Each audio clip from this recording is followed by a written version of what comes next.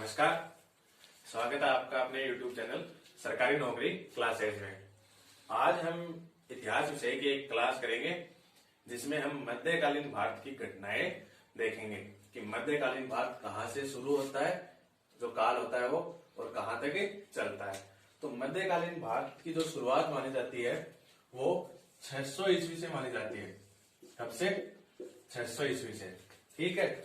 और कुछ इतिहासकार इसका काल मानते हैं मुगल काल तक। मुगल काल कब तक? कि जब तक ईस्ट इंडिया कंपनी की स्थापना नहीं हो जाती है। ठीक है, 1600 ईस्वी तक मानते हैं। लेकिन कुछ इतिहासकार इस मध्यकालीन इतिहास को 1800 ईस्वी तक भी मानते हैं। ठीक है, तो ये विरोधाभास है, लेकिन जो सार्वभौमिक है वो यही है कि 600 ईस्वी से 1600 ईस्वी में माना जाता है। ठीक है। अब मध्यकालीन भारत की जो प्रमुख घटना है वो सबसे पहले ये होती है कि भारत पर अरबों का आक्रमण। किसका आक्रमण? अरबों का आक्रमण भारत पर। ठीक है। अब देखिए क्या होता है कि 647 ईस्वी में एक घटना घटित होती है। आप सब जानते हैं क्या है? 647 ईस्वी में हर्षवर्धन की मृत्यु हो जाती है। किसकी? हर्षवर्धन की मृत्यु हो जाती है।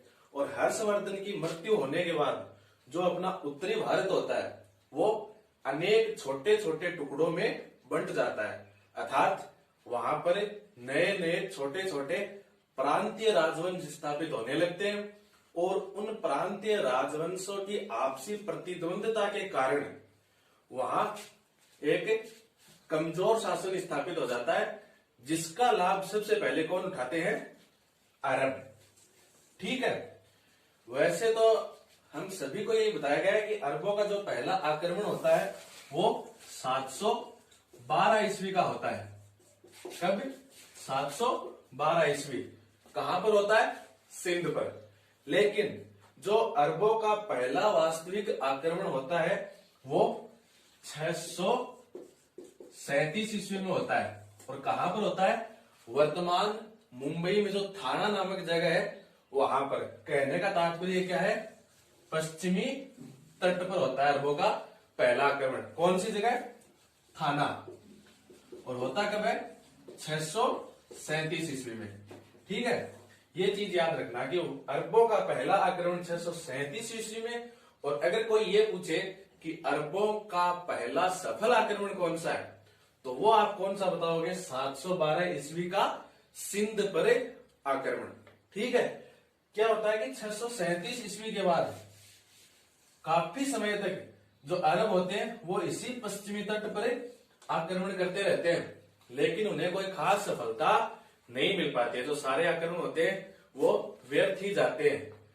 712 ईस्वी में अरब इस रास्ते को छोड़कर इस रास्ते आते हैं। किधर? सिंध वाले क्षेत्र में। ठीक है। और इस सिंध पर आक्रमण करके अपनी पहली सफलता का स्वाद चखते हैं। ठीक है। अब जो 712 ईस्वी का आक्रमण है उसके कारण क्या है कि किस वजह से ये आक्रमण होता है, वो बताते हैं।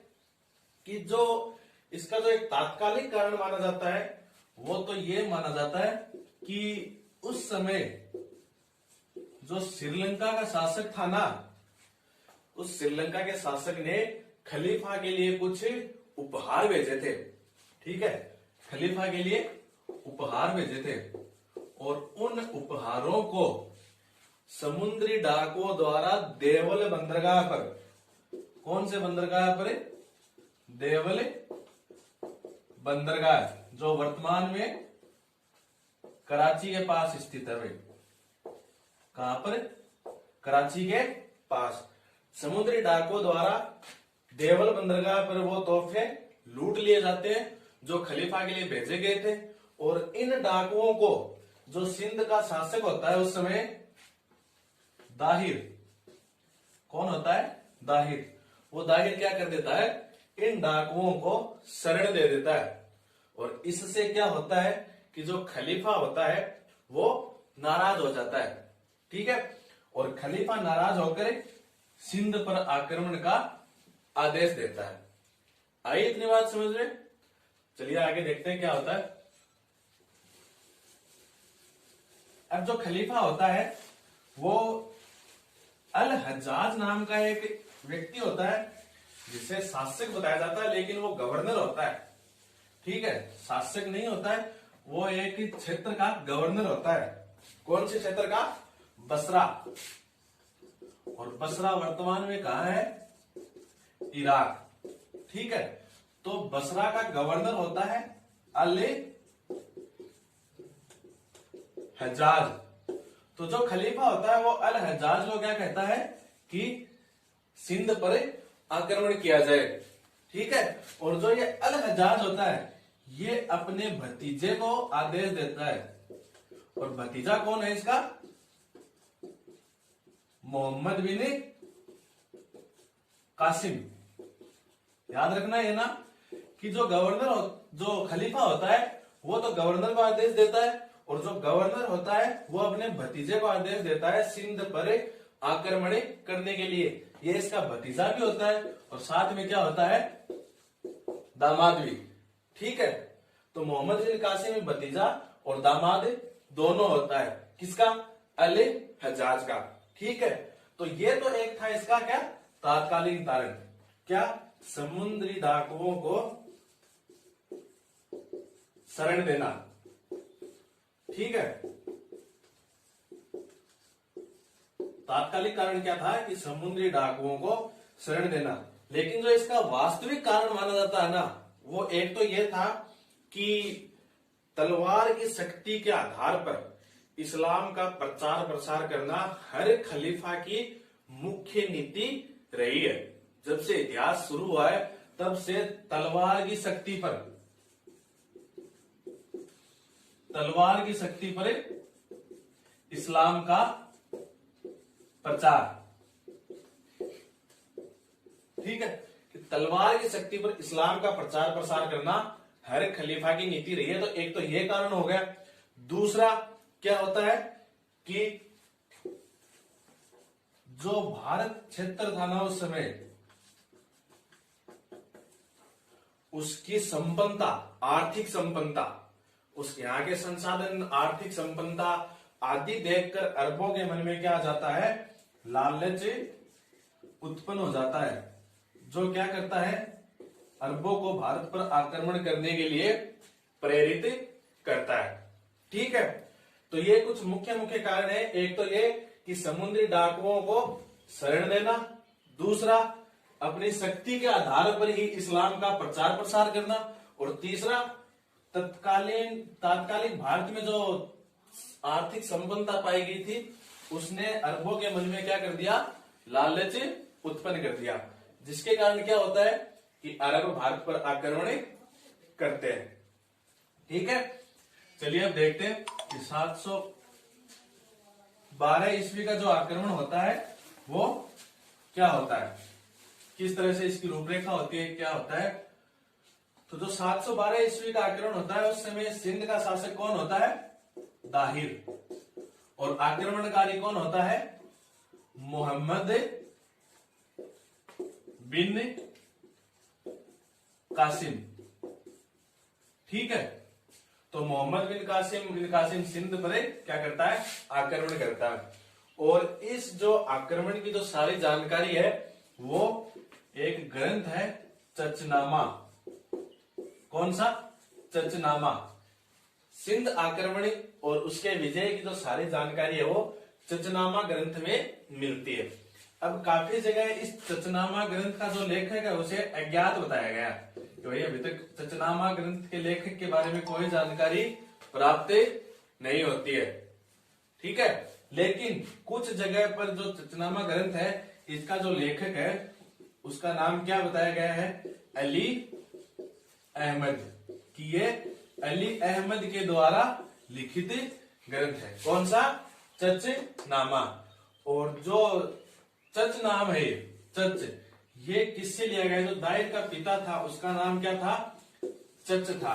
ठीक है, 712 ईस्वी के बाद में एक घटना होती है 713 ईस्वी में। ठीक है, 713 ईस्वी में क्या होता है कि जो अरब होते हैं वो मूल स्थानपुर नामक जगह पर आक्रमण करते हैं और वहां पर अपना जो राज होता है वो स्थापित करते हैं। कौन सी जगह?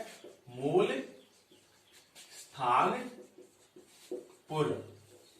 जो वर्तमान में किस नाम से जाना जाता है? मुल्तान।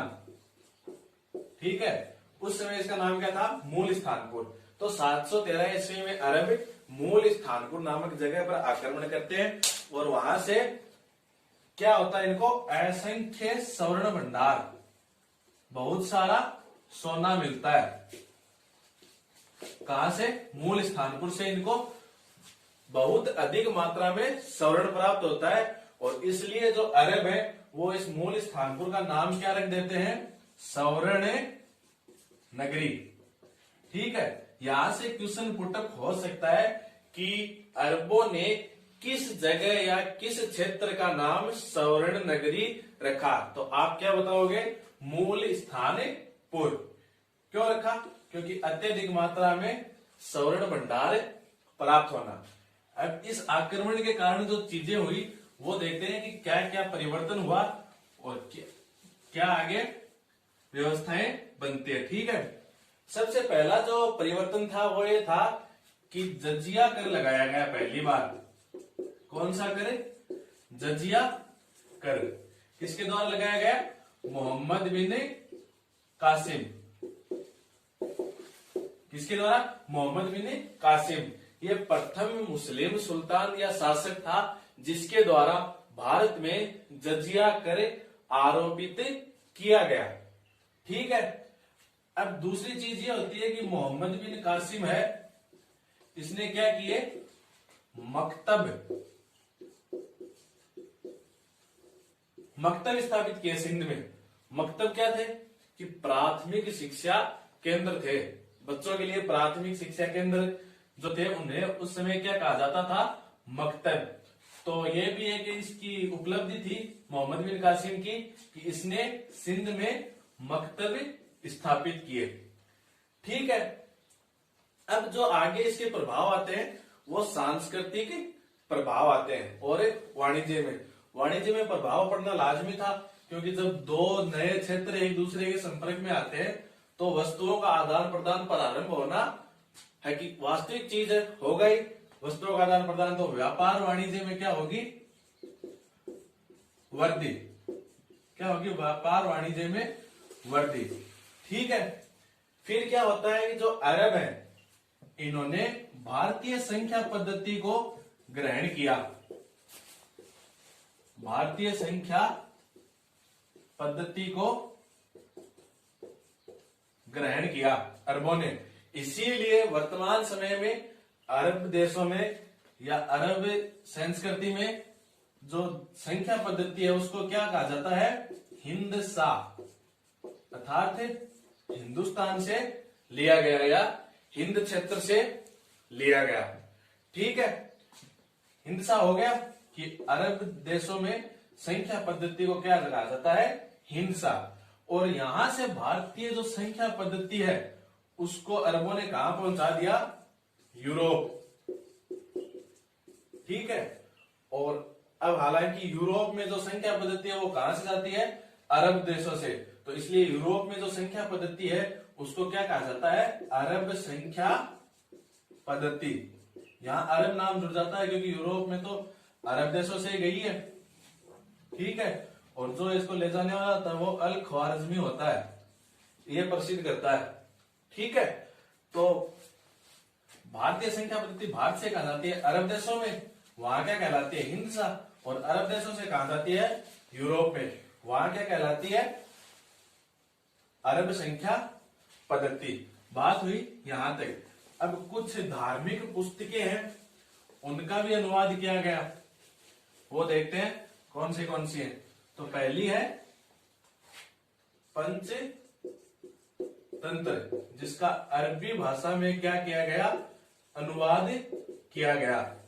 अरब भारत का जो खगोल शास्त्र है, सांख्य दर्शन है, जो चिकित्सा है, विज्ञान है, शल्य चिकित्सा है, आदि क्षेत्रों में बहुत प्रभावित होते हैं। बहुत ज्यादा प्रभावित होते हैं भारतीय ज्ञान से, ठीक है। इसीलिए वो क्या करते हैं कि पंचतंत्र का अरबी भाषा में अनुवाद करते हैं। और जो अरबी भाषा में जो पंचतंत्र का अनुवाद होता है वो कलीला है वा दिमना कहलाता है। इस नाम से होता है पंचतंत्र का अरबी में अनुवाद। कलीला है वा दिमना नामक पुस्तक लिखी जाती है, जो कौन सी होती है, पंचतंत्री। अब देखो दो चीजें आती हैं, एक तो पंचतंत्र का अरबी भाषा में अनुवाद आता है, दूसरा क्या आता है, फारसी भाषा में अनुवाद। तो ये याद रखना, इनमें कंफ्यूज मत हो जाना। अरबी भाषा में जो अनुवाद है वो कलीला है वा दिमना कहलाता है, और जो फारसी भाषा में पंचतंत्र का जो अनुवाद होता है वो क्या कहलाता है, नौशिरवा।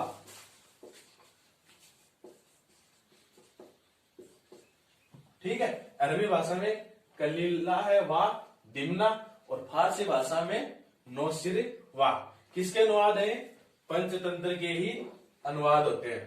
ठीक है, तो ये भारत में अरबों का आक्रमण होता है। अब अरब जो है वो सिंध से आगे बढ़ने का प्रयास करते हैं, सिंध से आगे बढ़ने का, लेकिन इनको कौन रोकते हैं, गुर्जर प्रतिहार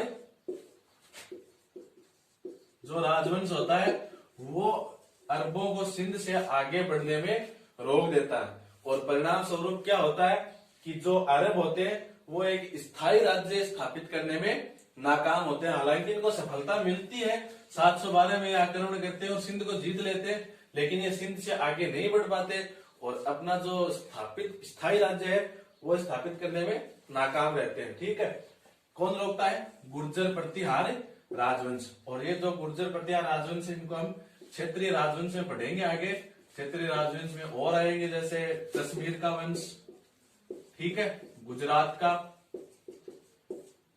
उड़ीसा का, अहोम, राजपुताना, बंगाल, मालवा, ये विभिन्न क्षेत्रीय राजवंश थे, क्षेत्रीय प्रांत थे, क्षेत्रीय राजा राज करते थे इनमें। ठीक है, तो इन्हीं में से एक कौन थे, गुर्जर प्रतिहार राजवंश। तो इन्होंने क्या किया, अरबों को सिंध से आगे बढ़ने में रोक दिया, इनको आगे नहीं बढ़ने दिया। इस तरह से भारत में अरब आक्रमण संपन्न होता है यहीं पे। तो आपको अगर वीडियो पसंद आया हो, बताई गई जानकारी अच्छी लगी हो, तो आप चैनल को शेयर करें, सब्सक्राइब करें और वीडियो को लाइक करें। धन्यवाद।